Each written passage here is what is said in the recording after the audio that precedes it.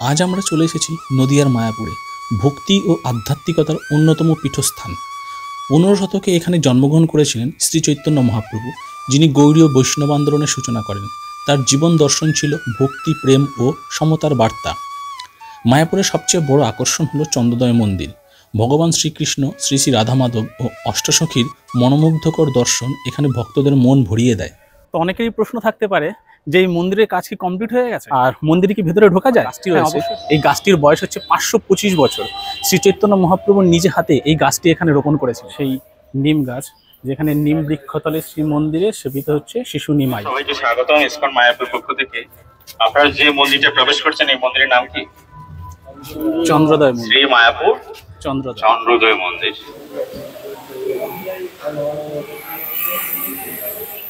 Hello বন্ধুরা, সকলকে স্বাগত আমার আরও একটা নতুন ব্লগে। তো আজকে আমি আপনাদের ঘুরে দেখাতে চলেছি শ্রীধাম মায়াপুর। আর আমার বাড়ি নবদ্বীপ মায়াপুরেই, তাই আজকে আমি এই মায়াপুর ঘুরবো আমার এই 2 চাকাতে। কিন্তু আপনারা যারা বাইরে থেকে আসবেন তারা কিভাবে মায়াপুরে আসবেন, কোথায় থাকবেন, কিভাবে ঘুরবেন এবং কিভাবে মহাপ্রসাদ পাবেন তার সম্পূর্ণ ডিটেলসটা আমি এই ভিডিওর মাধ্যমে দেবো। তো ভিডিওটা স্কিপ না করে সম্পূর্ণ ভিডিওটা দেখতে থাকুন। আর যদি ভিডিওটাকে ভালো লাগে তো অবশ্যই চ্যানেলটাকে সাবস্ক্রাইব করে পাশে থাকবেন। তো চলুন ভিডিওটা শুরু করা যাক। মায়াপুরে আসার জন্য হাওড়া এবং শিয়ালদা 2 জায়গা থেকেই আসতে পারেন। যারা হাওড়া হয়ে আসবেন তারা হাওড়া থেকে কাটোয়াগামী যে কোনো ট্রেন ধরে নবদ্বীপ ধাম স্টেশন নেমে পড়ুন। ওখান থেকে টোটো করে চলে আসুন হচ্ছে বড়ালঘাট। টোটো ভাড়া নেবে জনপ্রতি 20 টাকা। ঘাট থেকে নৌকো অথবা লঞ্চের টিকিট কেটে চলে যান হচ্ছে মায়াপুর ঘাটে। আর যারা শিয়ালদা হয়ে আসবেন তারা শিয়ালদা থেকে যে কোনো কৃষ্ণনগর সিটি লোকাল ধরে চলে আসুন হচ্ছে কৃষ্ণনগর সিটি জংশনে। কৃষ্ণনগর সিটি জংশন নেমে ওখান থেকে অটো ধরে চলে আসুন হচ্ছে হুলোরঘাট। অটো ভাড়া নেবে জনপ্রতি 30 টাকা। হুলোরঘাট এসে নৌকোর টিকিট কেটে নদী পেরিয়ে চলে আসুন মায়াপুরে। তো আমি এখন উঠে পড়লাম নৌকাতে। আর আজকের আকাশ হচ্ছে একদম পুরো ঝাঁচকচকে শরতের আকাশ। তো আমি এখন পৌঁছে গেছি হুলোরঘাট। এদিক থেকে হুলোরঘাট থেকে এসে এই যে সামনে শ্রী চৈতন্য মঠ তোরণটা লেখা রয়েছে, এর পেছনেই টোটো স্ট্যান্ডটা রয়েছে। এর পেছনে থেকেই মায়াপুর যাওয়ার জন্য অনেক টোটো পেয়ে যাবে।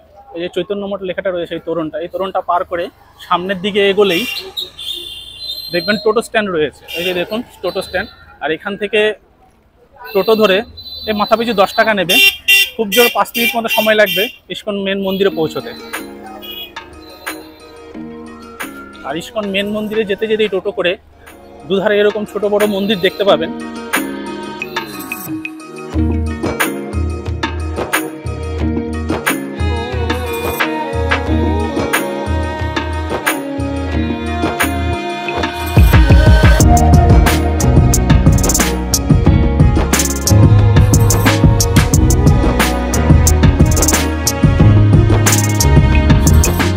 টোটো করে রাস্তা দিয়ে যেতে যেতেই আপনারা দর্শন পেয়ে যাবেন ইসকনের বড় মন্দিরে।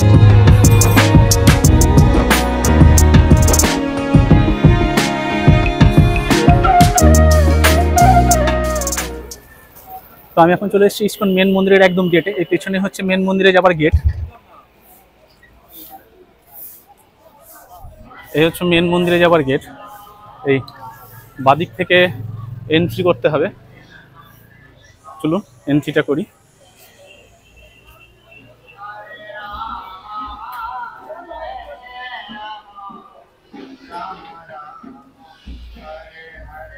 ঢুকেই যে জিনিসটা সবার আগে দেখবেন সেটা হচ্ছে গিয়ে এই যে এখানে সমস্ত যে ভবনগুলো রয়েছে তার প্রসাদের কাউন্টারগুলো এখানে রয়েছে।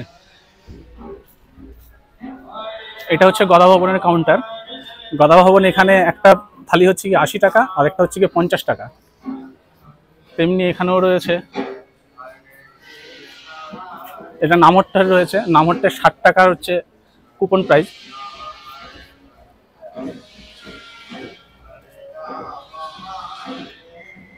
আর এখানে সুলভের কাউন্টারও রয়েছে। সুলভ হচ্ছে গিয়ে 50 টাকা করে। আর এটাই হচ্ছে গিয়ে মেন মন্দির, নতুন যে মন্দিরটা তৈরি হচ্ছে পিওভিপি। আর ঠিক এখানেই রয়েছে, ঢুকেই বাদিকে রয়েছে অখণ্ড হরিনাম সংকীর্তন। এখানে 24 ঘন্টা কীর্তন হয়।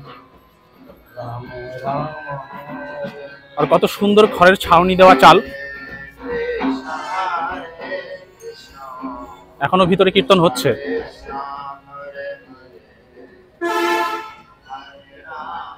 আর ঢুকেই এই ডান দিকটা, এদিক দিয়ে গেলে আপনারা পাবেন হচ্ছে সমাধি মন্দিরটা। ঢুকেই ডান দিক দিয়ে আসলে এই ডান দিকে এখানে আপনারা সমাধি মন্দিরটা দেখতে পাবেন। আর এই বাদিকে হচ্ছে গিয়ে মেন মন্দিরটা। তো এখন আমরা এই বাদিকে মেন মন্দিরের দিকেই যাব।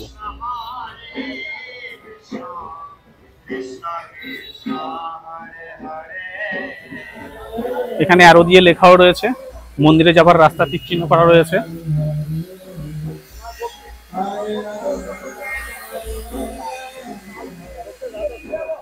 তো অনেকেরই প্রশ্ন থাকতে পারে যে এই মন্দিরের কাজ কি কমপ্লিট হয়ে গেছে? না, তবে এই মন্দিরের কাজ এখনো কমপ্লিট হয়নি। তবে খুব শীঘ্রই চেষ্টা চলছে যে 2026-এর মধ্যে এই মন্দির ওপেন করে দেওয়ার। আর মন্দিরে কি ভেতরে ঢোকা যায়? হ্যাঁ, অবশ্যই ঢোকা যায়।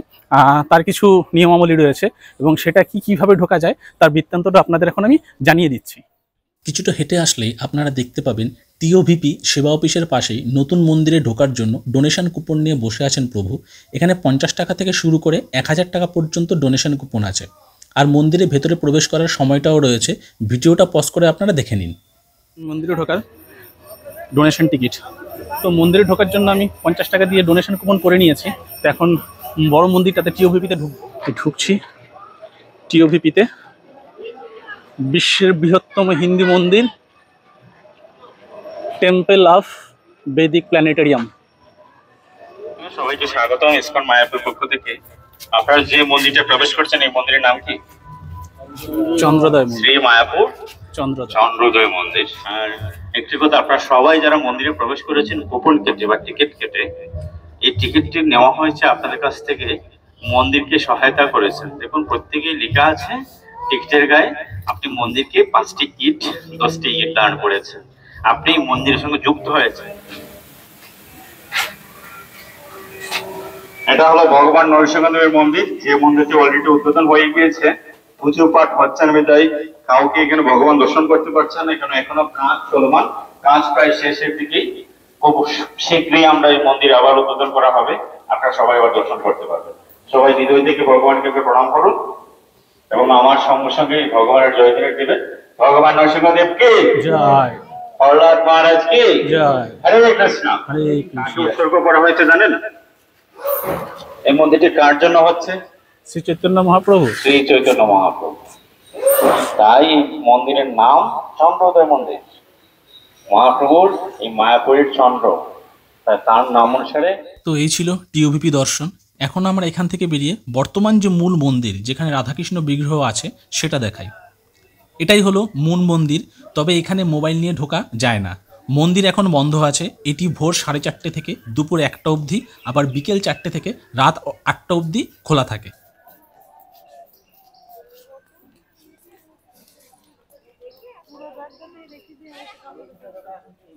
আর এই মূল মন্দিরে যাওয়ার জন্য এখানে জুতো রাখার জায়গা রয়েছে এবং এখানে মোবাইল রাখারও জায়গা রয়েছে। কারণ মেন মন্দিরের ভেতরে যেখানে সন্ধ্যা আরতি বা কীর্তন হয়, ওখানে কিন্তু মোবাইল নিয়ে যাওয়া যাবে না এবং জুতো তো অ্যালাউই নয়। তো তার জন্য এখানে মোবাইল রাখা এবং ব্যাগ রাখার জায়গা রয়েছে, আর এখানে জুতো রাখার জায়গা রয়েছে। আর এই চন্দ্রোদয় মন্দিরটা বাইরে থেকে কতটা সুন্দর লাগছে। তো চলুন এখন আপনাদের গোশালাটা ঘুরিয়ে আনি। আর এই গোশালা যেতেই আপনারা পাবেন অন্নদান কমপ্লেক্স। এখানে বিনামূল্যে কুপনের সাহায্যে 3 বেলা প্রসাদ পাবেন। আর এই অন্নদান কমপ্লেক্সের উল্টো দিকেই আছে গৌরাঙ্গ কুটির, যেখানে আপনারা খুব কম পয়সা, মাত্র 100 টাকায় থাকার ব্যবস্থা পেয়ে যাবেন। এখন আমি যাব হচ্ছে গিয়ে গোশালাতে। এখান থেকে আমার এই পিছনের রাস্তাটাই গোশালার দিকে চলে গেছে। তো চলুন আপনাদের এখন গোশালায় নিয়ে যাই। আর গোশালাতে যাওয়ার জন্য আপনি হেঁটেও যেতে পারেন, অথবা হচ্ছে গিয়ে এখানে টোটোও পাওয়া যায় ইসকনের ভেতরে, 10 টাকা করে টোটো করেও যেতে পারেন। তো চলুন গোশালা থেকে যাই। গোশালা যাবার পথটা কিন্তু খুব মনোরম। এইটুকু রাস্তা হেঁটে গেলেই ভালো লাগবে। এই যে এই টোটোগুলো দাঁড়িয়ে আছে, এগুলো করেই আসতে পারবেন যারা বয়স্ক মানুষ আছেন। তাছাড়া কিন্তু গরু গাড়িও আছে। যাই হোক, আমি পৌঁছে গেলাম গোশালা। আর ঢুকেই আপনি এখানে দেখতে পাবেন গোশালার নিজস্ব দোকান, যেখানে বিভিন্ন রকমের মিষ্টি পাবেন, আর পাবেন খাঁটি দুধের ঘি। চাইলে আপনারা এখান থেকে কিনে নিয়ে যেতে পারেন। তো চলুন এখন উপরে যাই। এই যে গরুগুলো আছে, এদের কিন্তু ইসকনের ভক্তরাই দেখাশোনা করে। গরুকে এখানে গোমাতা রূপে পুজো করা হয়।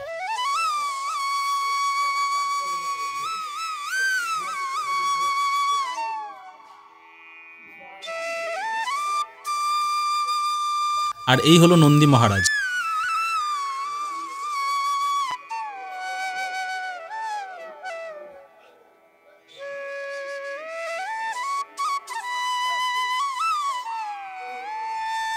মায়াপুরে ইস্কনের ভেতর থাকার জন্য কিন্তু আপনারা অনেক অপশান পেয়ে যাবেন, 500 টাকা থেকে শুরু করে 5000 টাকারও। এখানে আছে গদা ভবন, চাইলে আপনারা এখানে থাকতে পারেন।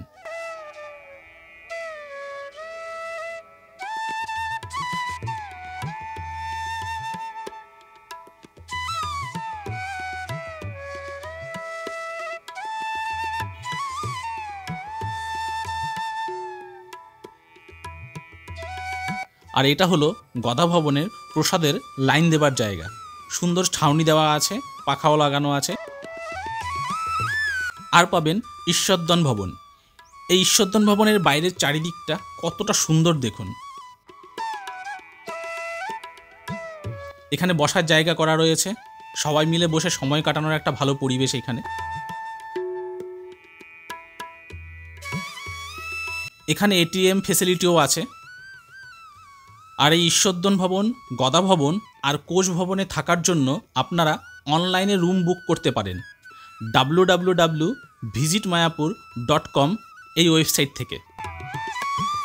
এছাড়াও থাকার জন্য পাবেন নামহট্ট ভবন, বংশী ভবন ও গীতা ভবন। এই সমস্ত ভবনগুলির থাকার জন্য যে বুকিং নাম্বারটা সেটা আমি স্ক্রিনে দিয়ে দিলাম, আপনারা দেখে নিন।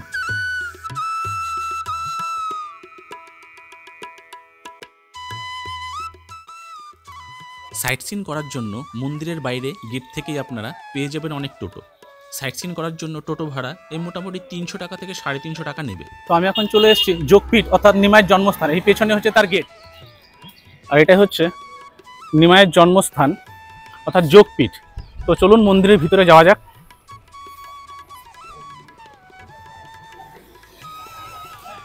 এই যে এখানে লেখা রয়েছে ভগবান শ্রী চৈতন্য মহাপ্রভুর জন্মস্থান।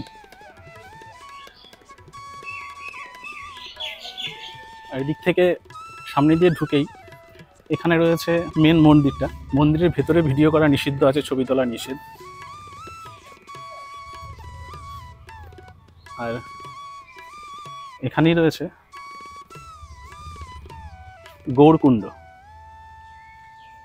তো যেহেতু ছবি তোলা নিষেধ মন্দিরের ভেতরে, তাই মন্দিরের ভেতরে একটা দেখানো যাবে না। এটা হচ্ছে কি মেন মন্দির। মেন মন্দিরটা থেকে এই বাদিকে এসেই এখানেই আছে সেই নিম গাছ, যেখানে নিম বৃক্ষতলে শ্রী মন্দিরে সেবিত হচ্ছে শিশু নিমাই। এই হচ্ছে সেই নিম গাছ।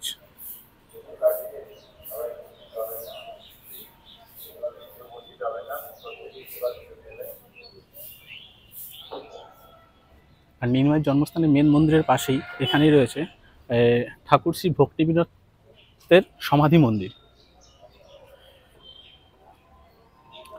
আর নিমাইয়ের জন্মস্থান আমাদের দেখা কমপ্লিট। তো এখন আমরা এখান থেকে যাবো হচ্ছে কি নিমাইয়ের মাসির বাড়িতে। তো চলুন নিমাইয়ের মাসির বাড়িতে যাই।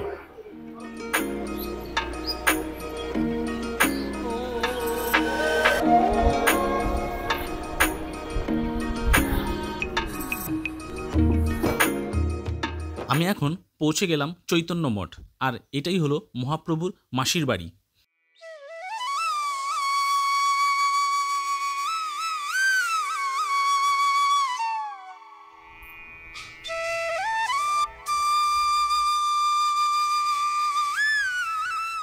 এখানে আপনারা দেখতে পাবেন শ্যামকুণ্ড, রাধাকুণ্ড আর নাট মন্দির। চলুন আমরা এখন শ্যামকুণ্ডের দিকে যাই। এই যে এটাই হচ্ছে শ্যামকুণ্ড, আর এই যে সমাধি মন্দিরটা রয়েছে তার উল্টো দিকেই রয়েছে এই শ্যামকুণ্ড। এখানে এই শ্যামকুণ্ডে কিন্তু প্রচুর বড় বড় মাছ আছে।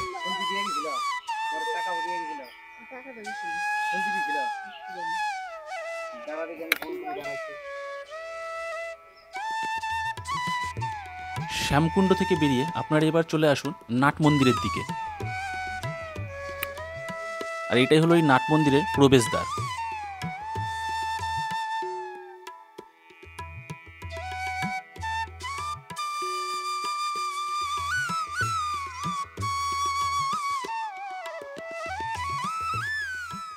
নাট মন্দিরের ভেতরেই কত সুন্দরভাবে এই মহাপ্রভুর ভক্তি প্রচারের চিত্র সুন্দরভাবে বর্ণিত রয়েছে।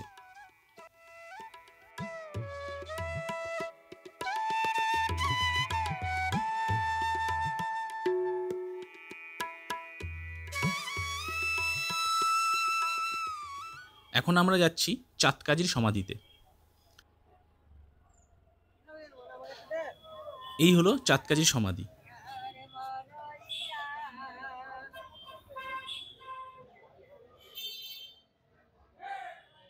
আমার পিছনে রয়েছে চাঁদকাজি সমাধি।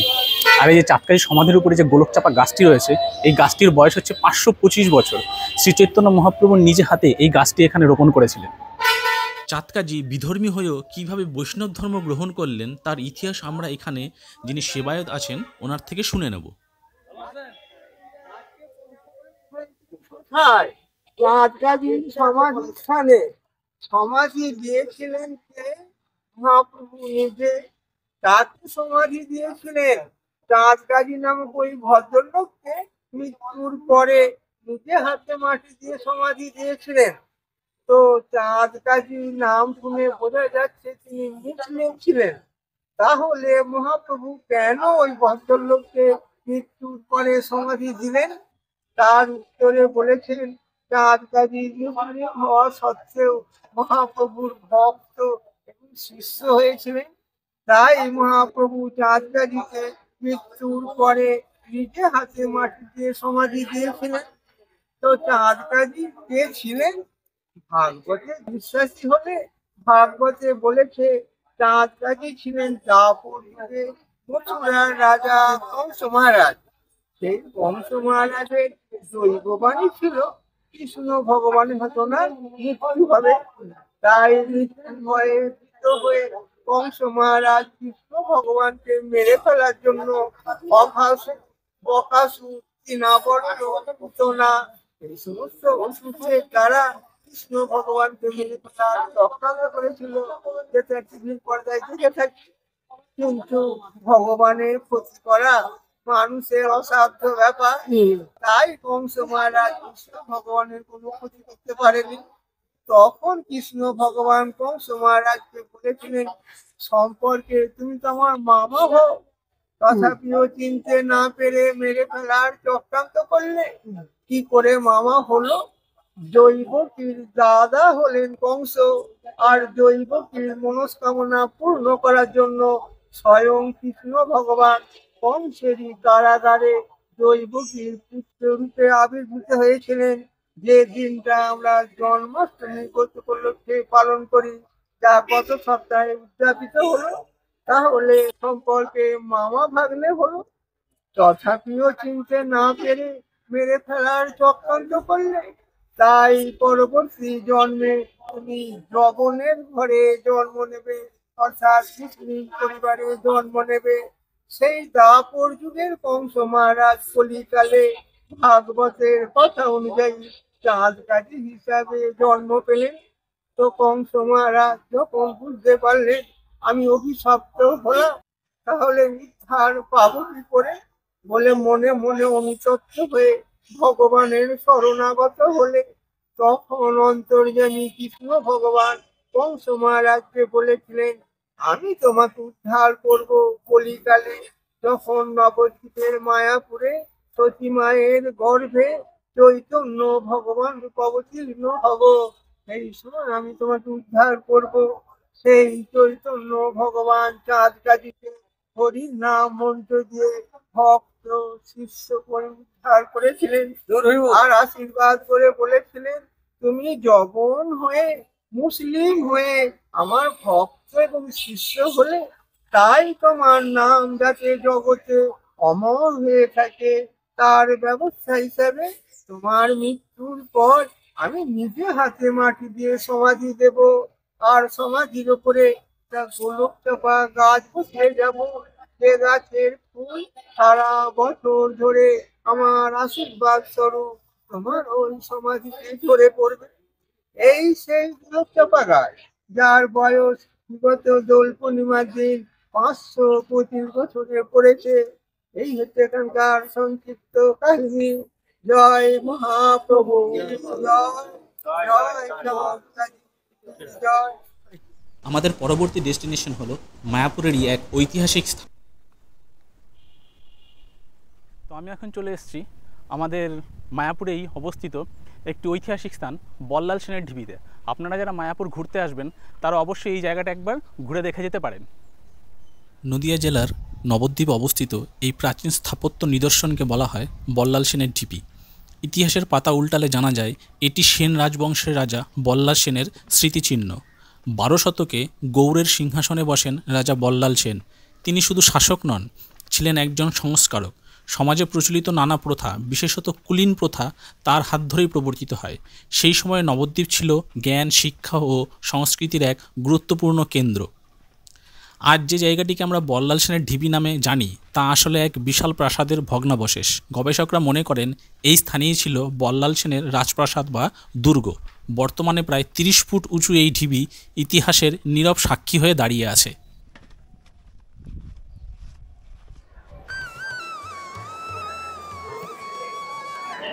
চলে এসেছি আমি এখন গীতা ভবনে প্রসাদ নিতে।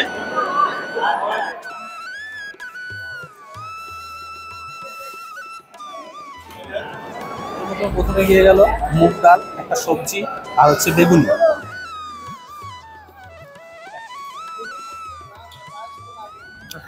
তো আমি এখন মায়াপুরের যে মেন মন্দিরটা যেখানে রাধাকৃষ্ণের বিগ্রহ রয়েছে ঠিক তার পেছনেই আমি চলে এসেছি। আর পেছনে এরকম পার্ক রয়েছে, সুন্দর সাজানো গোছানো। বিকেলবেলা সবাই এখানে এসে একটু সময় কাটাতে পারে।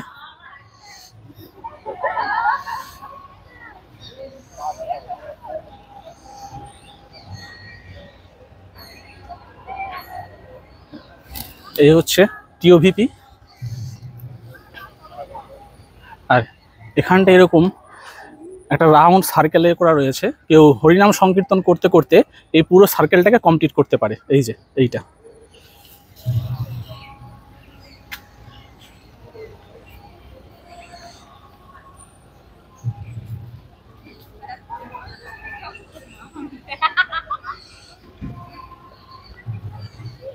আশেপাশটা কত সুন্দর, পরিবেশটা কি মনোরম, শান্ত নিরিবিলি পরিবেশ।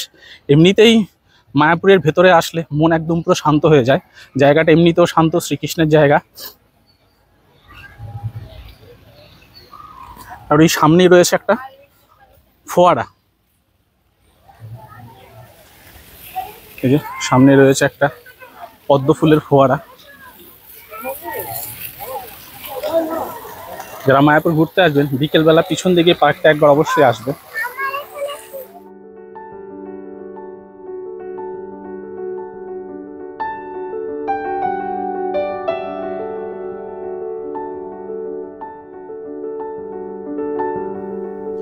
পার্ক ঘুরে টিওভিপির সামনে দিয়ে আসলেই দেখতে পাবেন মুভি থিয়েটার। এখানে 40 টাকা দিয়ে টিকিট কেটে শ্রী চৈতন্য মহাপ্রভুর জীবনী দেখতে পারেন।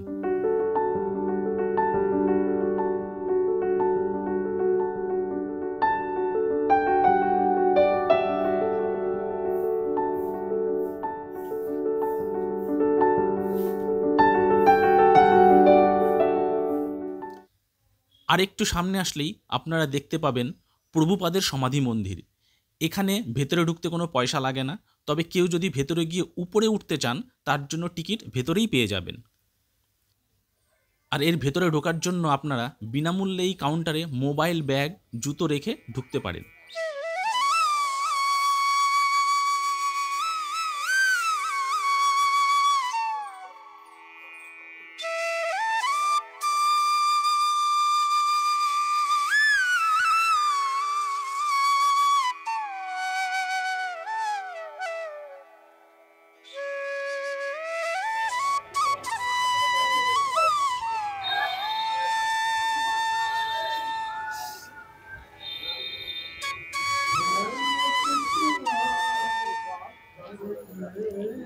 এখানে অনেক দোকান আছে, চাইলে আপনারা কেনাকাটা করতে পারেন। তো এই ছিল আজকের ভিডিওটি কেমন লাগলো কমেন্ট করে জানাবেন। যদি ভালো লাগে একটা লাইক করে চ্যানেলটি সাবস্ক্রাইব করতে ভুলবেন না। আর যদি কারো কিছু জানার থাকে তাহলে কমেন্ট করবেন, আমি অবশ্যই উত্তর দিয়ে দেব।